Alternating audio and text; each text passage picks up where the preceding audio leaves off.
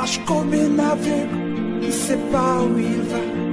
Tu marches comme un sourd qui n'entend.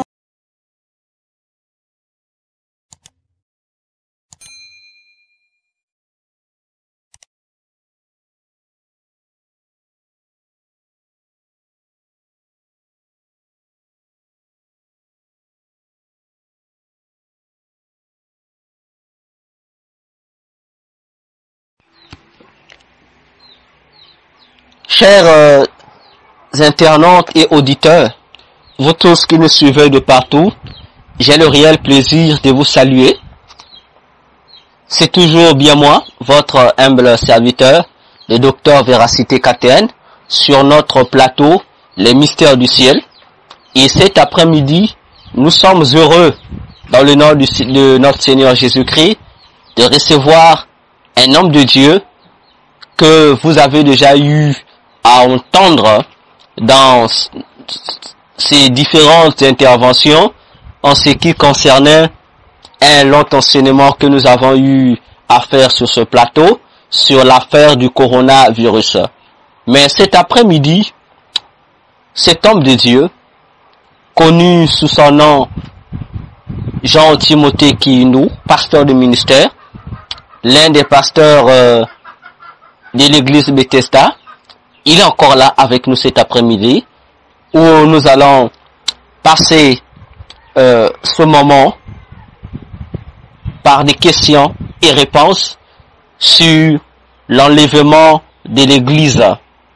Vous savez que l'enlèvement de l'église fait partie des thèmes qui font du buzz de partout dans le monde, parce que il y a des oui et il y a des non.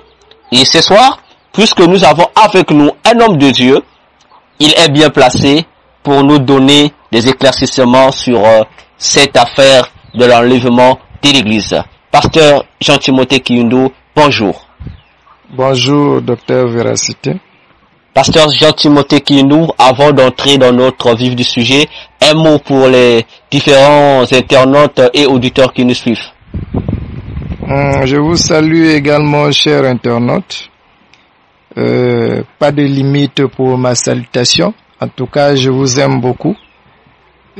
Soyez branchés car nous voulons écouter des bonnes choses concernant tous. Que Dieu vous bénisse. Que Dieu vous bénisse. Voilà les mots du pasteur Jean-Timothée Kiyindou à l'égard de tous ceux qui nous suivent de partout, dans vos maisons, dans vos radios, sur Internet. Alors, sans plus tarder, pasteur Jean-Timothée, nous allons rentrer dans notre vif du sujet. Alors, pasteur Jean-Timothée Kiyindou, dites-nous, qu'est-ce que l'enlèvement de l'église? Oui, l'enlèvement de l'église, d'abord pour signifier d'abord qu'est-ce que l'enlèvement, parce que dans l'enlèvement de l'église, il y a le mot enlèvement qui est là. L'enlèvement, c'est quoi? C'est déjà quand je prends par exemple un bidon d'eau, je le pose sur la table, mais au moment opportun, je tends ma main pour prendre le bidon. Donc je l'enlève déjà à sa place initiale et je vais avec. C'est l'enlèvement. J'enlève quelque chose. Donc l'enlèvement de l'église, comme il en est question, c'est une disparition de l'église. Et l'église, c'est qui? L'église, c'est celui qui a reçu Jésus-Christ comme son Seigneur et Sauveur, qui a connu le baptême de la repentance, donc le baptême d'eau et le baptême du Saint-Esprit. Et c'est celui-là qu'on appelle déjà d'office l'église, que Christ viendra enlever. Et celui qui a fait également un parcours de la vie chrétienne. Donc voilà un peu pour ce qui concerne la question de ce que l'enlèvement de l'église. Merci. Merci le pasteur Timothée. Vous venez de dire que l'enlèvement de l'église est comparable à la disparition de l'église. Alors pasteur Timothée, si nous comprenons bien vos propos, il y aura peut-être, on ne sait pas quand, dans un moment ou une période de l'histoire, l'église va disparaître. Alors, pourquoi va-t-elle disparaître? Sinon, pourquoi sera-t-elle enlevée? Merci pour la question. Pourquoi l'Église sera enlevée? Et d'abord, il faudrait comprendre quelque chose sur ce qu'on appelle l'appartenance. À qui appartiens-nous? C'est ça ce qu'il faudrait d'abord connaître. Jésus-Christ, par la bouche de l'apôtre Paul, il est en train de dire que celui qui n'a pas reçu son esprit ne lui appartient pas. Je crois dans le livre de Romains plutôt. Ne lui appartient pas. Et quelque part aussi, la Bible parle que nous sommes ceux qui sortons de l'éternité. Donc, si pour par exemple l'humanité tout entière aujourd'hui nous sommes nombreux, il y a eu un premier fils qui venait du Très-Haut, donc l'enfant du Père. C'est celui qui a fait de nombreuses générations sur la terre telles que nous sommes aujourd'hui vivants. Donc, nous devons repartir chez notre Père. Donc, il y a comme quelqu'un qui a sa propriété et au moment opportun, il a besoin de sa chose. Il a besoin de ces personnes, de ces enfants pour les ramener à la maison, pour leur donner quelque chose qui leur attend. Donc, c'est dans ce sens-là qu'est l'enlèvement de l'Église. Et l'enlèvement de l'Église se fait par rapport aux moyens dont notre Père a trouvé bon. Donc, comme une chose qu'il avait longtemps attendue, qui devrait y être dans le corps de ses enfants. Donc, c'est semblable à un arbre qu'on a planté, qui a grandi, qui a fait ses branches jusqu'à porter du fruit. Et il faudrait attendre que les fruits mûrissent. Et dès lors que les fruits deviennent mûrs, il y a lieu de pouvoir aller cueillir ces fruits. Et effectivement, je vois, c'est Amos le berger de Tekoa qui l'avait également signifié. Donc, lui qui voyait une corbeille qui montait au ciel, où à l'intérieur il y avait des fruits. Donc, ici, il y a un besoin, c'est que nous sommes arrivés au comble. Il faut que nous arrivions au comble de notre étape, de ce que nous avons été, de ce qu'on nous a fait avaler par le Seigneur. Il faudrait que ça arrive à sa suffisance. Il faudrait que ça arrive au moment de la maturation. Et l'étape vraiment ultime sera nécessaire par lui-même. Il se dira que oui, par rapport à ce niveau, par rapport aux autres, par rapport à ceux également qui font le lot de l'Église, voilà, il est vraiment comme temps propice que je puisse venir prendre l'Église. Et c'est à cet instant-là qu'il apparaîtra dans les airs et ôtera sur la terre l'Église pour l'amener là-haut dans les airs pour sa rencontre et jusque dans le palais royal de notre Seigneur Jésus-Christ. Merci.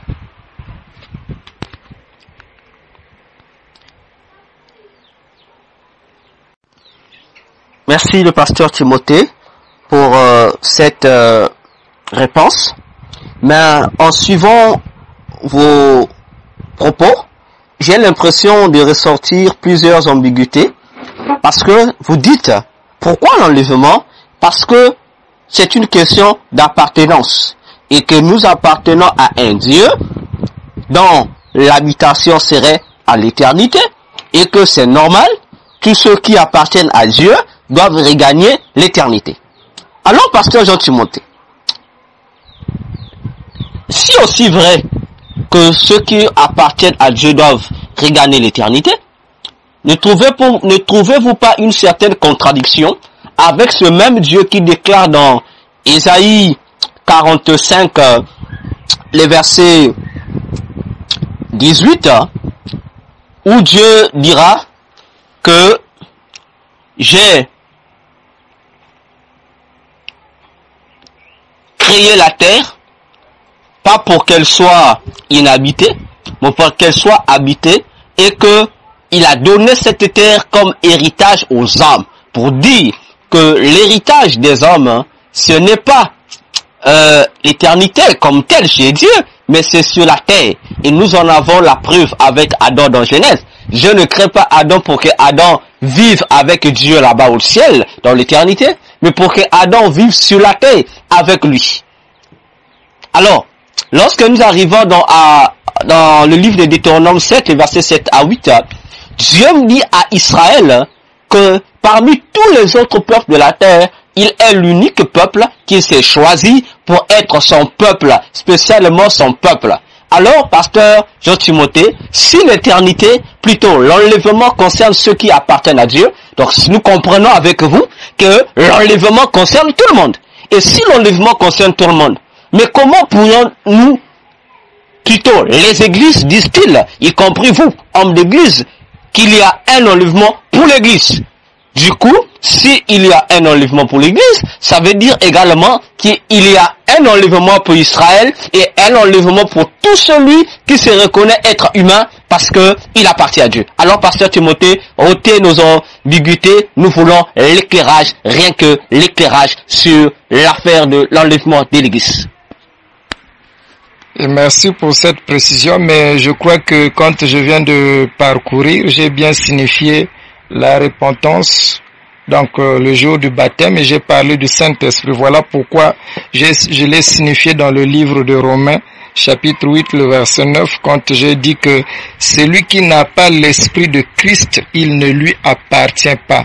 Donc ici, il est question de la réception du Saint-Esprit. Donc c'est ce qui fait effectivement cette appartenance comme étant les enfants de Dieu d'office qui doivent hériter cet enlèvement de l'Église. Parce que le choix est clair. Et ce qu'on a obtenu ou doit être obtenu est clair. Il est question, je le répète, il est question du baptême d'eau et d'esprit. Donc, le Saint-Esprit de Dieu comme moyen attractif pour que l'Église soit enlevée. L'Église est située où, par exemple, pour différencier ou bien pour mettre un peu en évidence avec tel que Israël. Si nous regardons sur cette terre, nous verrons sur cette terre, il y a beaucoup d'églises qui se sont multipliées et depuis longtemps, depuis le temps de Jésus-Christ, dont les apôtres avaient commencé. Ici, nous sommes dans le livre des Actes des Apôtres, chapitre 2, où ils étaient réunis au moins 120 personnes dans la chambre haute. Et c'est pour réaliser les paroles que Jésus-Christ avait déclarées sur l'apôtre Pierre. Que Pierre, tu es Pierre, sur toi Pierre, je bâtirai mon église. Et il lui a donné des clés effectivement pour que le séjour de mort ne puisse pas arrêter le processus de pouvoir hériter la vie éternelle. Donc c'est prendre effectivement en ligne de compte Israël. Israël ici, c'est pas tout Israël, comme le signifie bien l'apôtre Paul, mais c'est Israël qui a reçu le Saint-Esprit. Donc Israël qui a suivi le mouvement pentecôtiste des apôtres, comme ceux qui font mention de la vie chrétienne que nous sommes ici dans les nations du monde.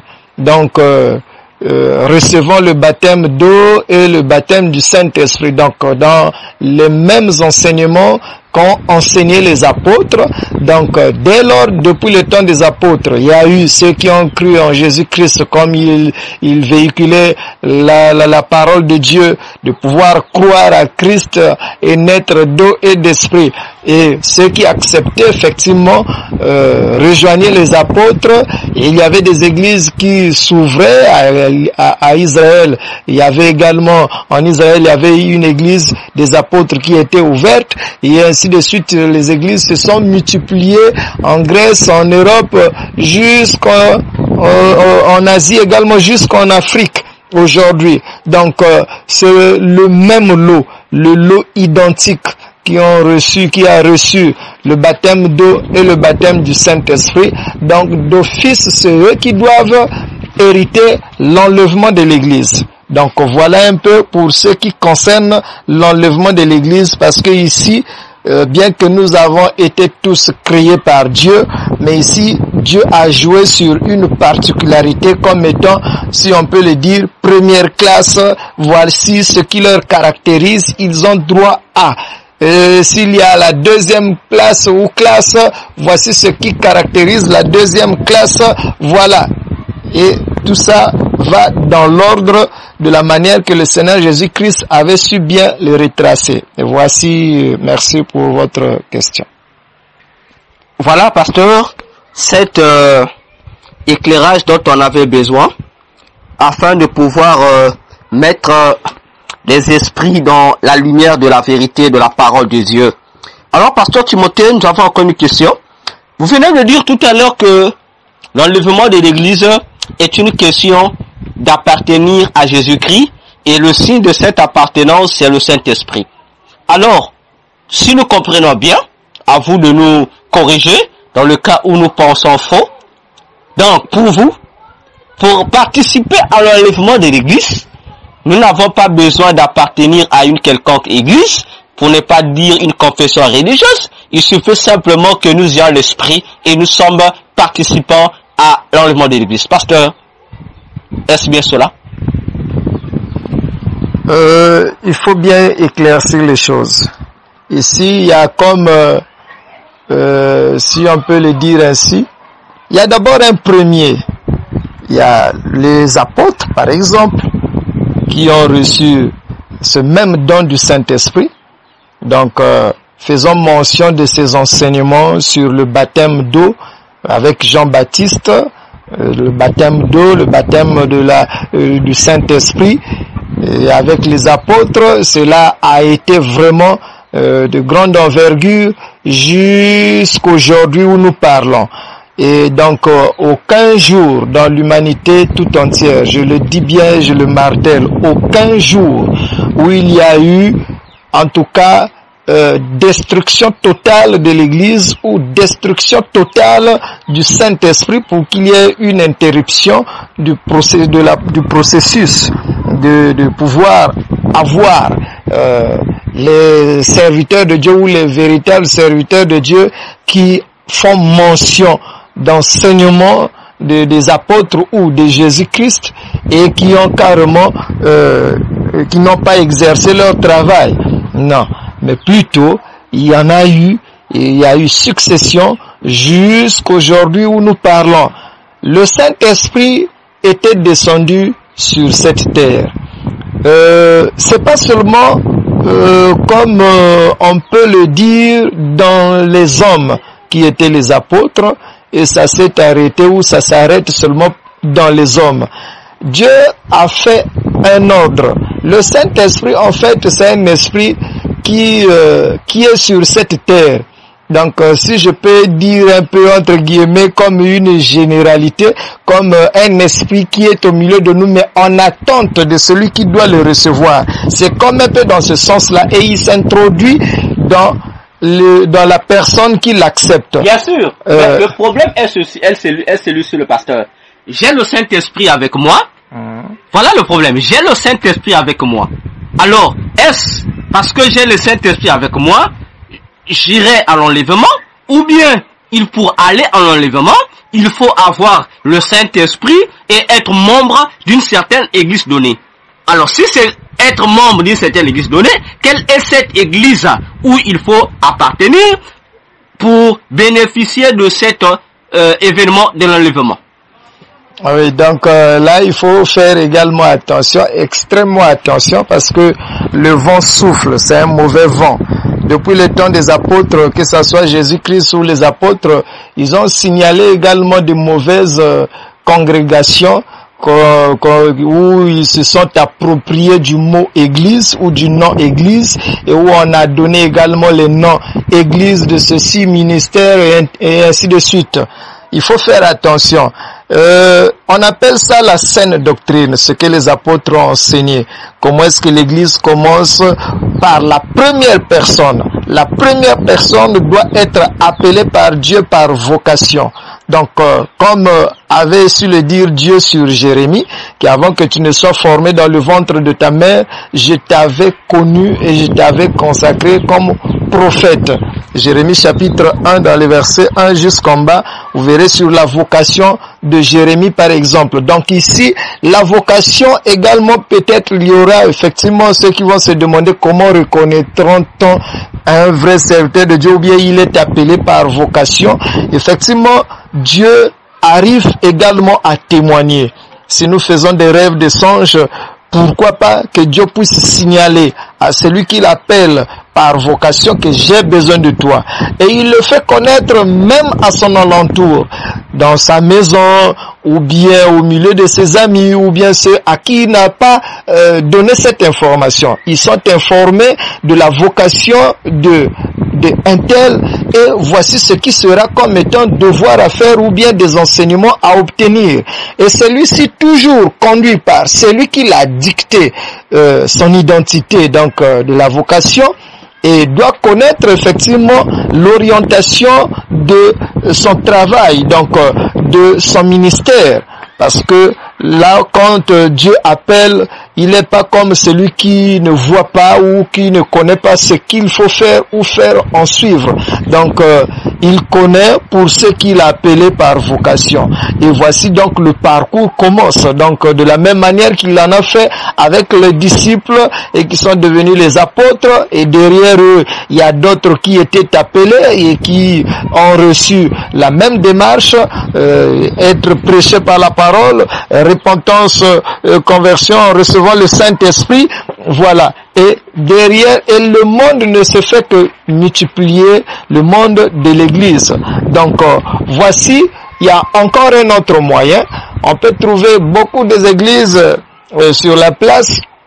Il arrive également qu'on puisse interroger également le Seigneur. Le Seigneur, où se trouve la véritable église qui te sert en esprit en vérité, d'après les enseignements que tu as laissés ou les enseignements des apôtres. Et Dieu est capable également de vous parler, de vous le signifier. Et déjà là, 2, 3 se rassembleront au milieu de notre Seigneur Jésus-Christ, lui étant au milieu d'eux, comme le dit Matthieu 18, le verset 20, vous verrez qu'il y aura encore d'autres qui vont s'ajouter, et voici, ça sera déjà une propagation de la bonne nouvelle. Et ceux qui seront également appelés dans leur milieu à la vocation ministérielle, ils seront également et les serviteurs de Dieu appelés, et d'après les Saintes Écritures qui nous retracent tout ce processus, voilà, il y aura encore d'autres serviteurs et multiplication des églises ça et là.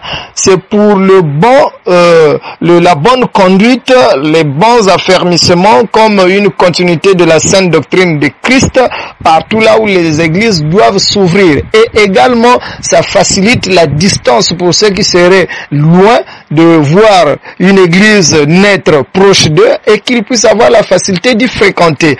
Donc ici, effectivement, ça joue et ça marche dans ce sens-là, parce que il y a de ces églises qu'on appelle l'église, mais à l'intérieur, c'est pas réellement ce que les apôtres ont enseigné. Les apôtres, pour prendre quelques éléments, bien qu'il y en a nombreux, tel que Christ l'a dit, ne servaient pas 2 maîtres à la fois.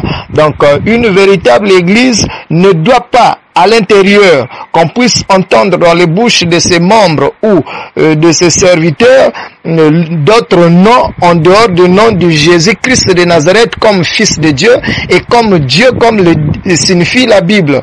Et on ne doit pas mélanger avec un autre nom, ni avoir des idoles, ni avoir appliqué je ne sais quoi qui serait différent par rapport à ce que la Bible nous retrace, tel que par Jésus-Christ est dans le livre des Actes des Apôtres et les Épîtres, là où sont les enseignements, tous les enseignements qui concernent la marche de l'Église. Donc voilà l'identité de l'Église comme le Seigneur Jésus-Christ le veut. Vous verrez que c'est en tout cas très clair pour emboîter le pas et pour devenir Église. Voilà un peu pour ce qui concerne votre question.